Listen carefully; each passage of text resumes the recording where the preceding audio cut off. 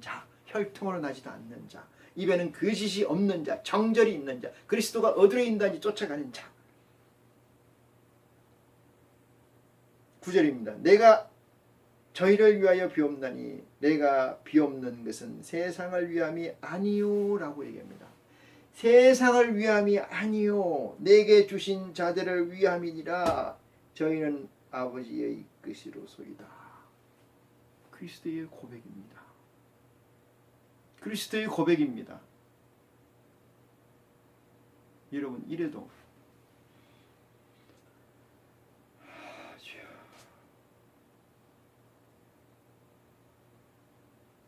예수님께서 다 이루신 것은 하나님께서 예수님께 주신 자들을 다 케어해서 온전히 이루셨다. 이 말씀을 하시는 겁니다. 자, 14절입니다. 본문 요한복음 1장 14절. 말씀이 육신이 되어 우리 가운데 거하시매 우리가 그 영광을 보니 아버지의 독생자의 영광이요. 이렇게 얘기합니다. 아버지의 독생자의 영광이요. 그랬습니다. 말씀이 육신이 돼서 지금 예수 그리스도를 얘기하는 거죠. 아직까지 그리스도라는 얘기가 이름이 안 나왔어요. 예수라는 이름이 안 나왔습니다.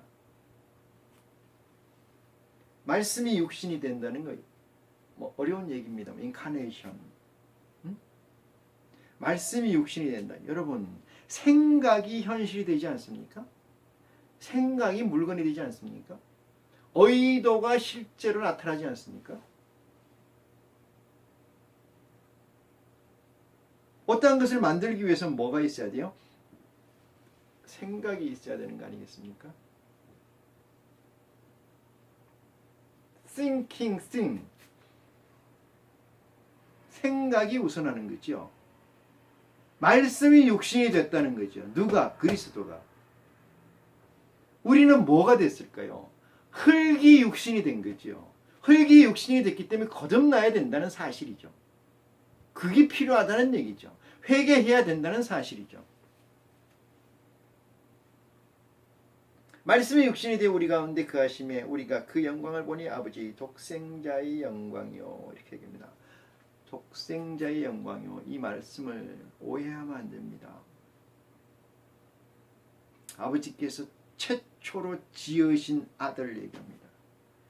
얼마나 영화롭겠습니까? 영화로웠겠습니까? 창세기에도 안 나오는 거죠. 이거는 첫째 날, 둘째 날, 셋째 날, 넷째 날, 다섯째 날, 여섯째 날 안 나오는 얘기죠. 있습니까, 여러분?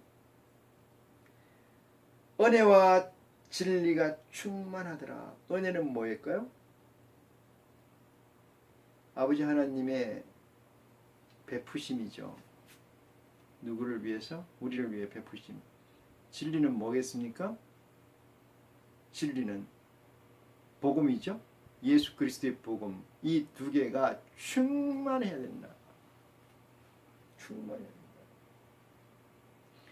요한이 그에 대해 증거하여 외쳐 가로되 내가 전에 말하기를 내 뒤에 오시는 이가 나보다 훨씬 앞선 것은 나보다 먼저 계심이라 한 것이 이 사람을 가리킴이라 하니라. 드디어 그리스도에 관한, 예수에 관한 얘기가 이어져 나옵니다.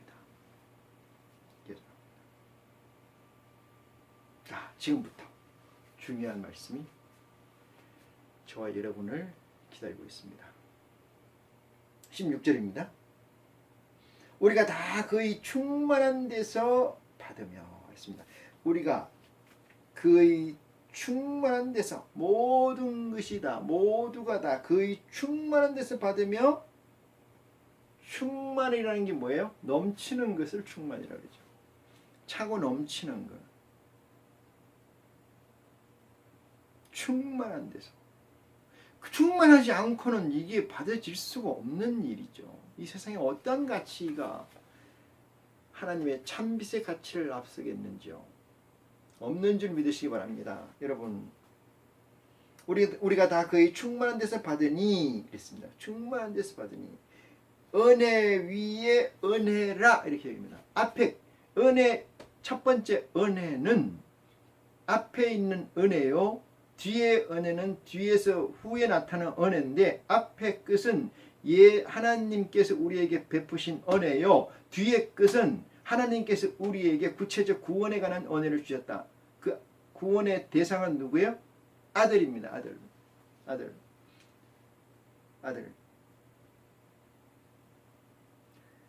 12절이죠. 하나님의 자녀가 되는 권세를 주신 자, 권세를 받은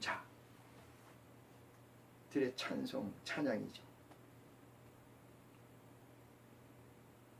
17절입니다.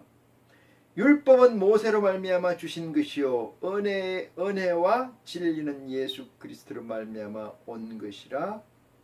맞죠? 율법은 모세로 온 것이고 그게 은혜가 됐을 때, 은혜가 충만했을 때 예수 그리스도께서 우리에게 주신 복음이 차고 넘치는 은혜가 되는 줄 믿으시기 바랍니다. 예수 그리스도로 말미암아 온 것이라 그랬어요. 18절입니다. 본래 하나님을 본 사람이 없으되, 본래 하나님을 본 사람이 없으되 아버지 품속에 있는 독생하신 하나님이 나타나셨느니라. 여러분, 아버지 품속에 있는 건 뭐죠? 다시 보면은 1절에 봅니다. 1절에 태초에 말씀이 계시니라. 이 말씀이 하나님과 함께 계셨으니 이 말씀은 곧 하나님이시니라. 그가 태초에 하나님과 함께 계셨고 만물이 그로 말미암아 지은 바 되었으니 지은 것이 하나도 그가 없이는 된 것이 없느니라. 그 안에 생명이 있으니 이 생명은 사람들의 빛이라. 빛이 어두움에 빛이 돼 어둠이 깨닫지 못하더라.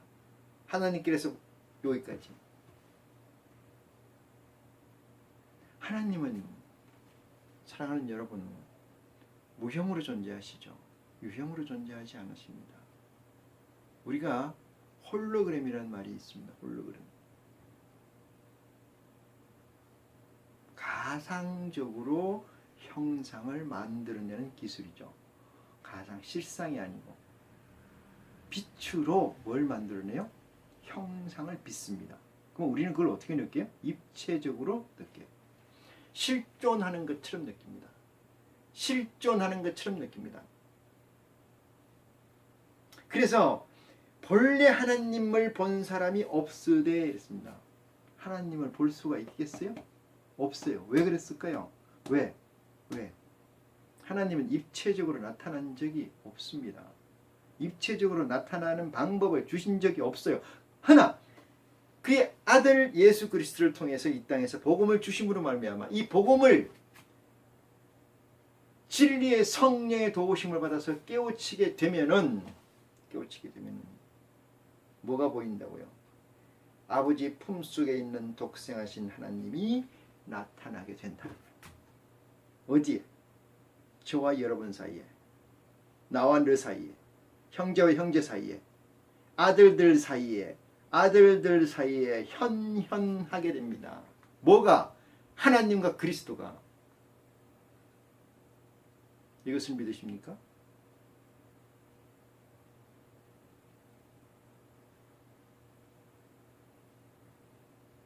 이건 대단히 놀라운 사실입니다.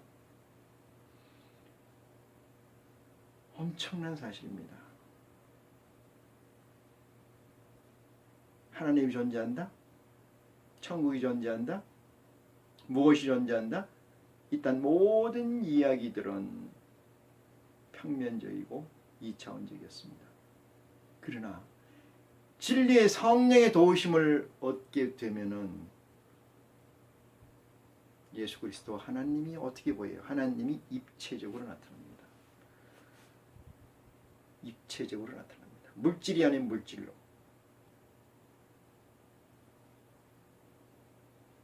형 이상학적이 아닌 형 이하학적 존재로 내게 존재합니다. 여러분이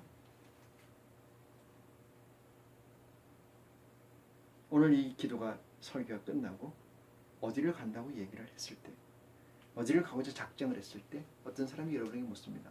거기에 가려고 하는 거 맞아? 그런 생각이 있어?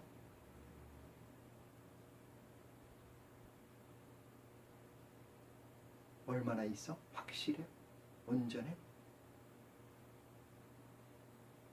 하나님께서는 온전하시고 순전하시고 불생불멸하시기 때문에 무소부지하시고 천지전능하시기 때문에 그분이 하시는 건 그분이 있는 거예요. 있으라 하면 있는 거예요.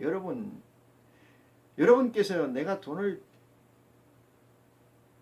줄게 하면 줍니까? 생각해보고 여러분께서 내가 그걸 할게 이러면 그대로 되는 적이 있습니까?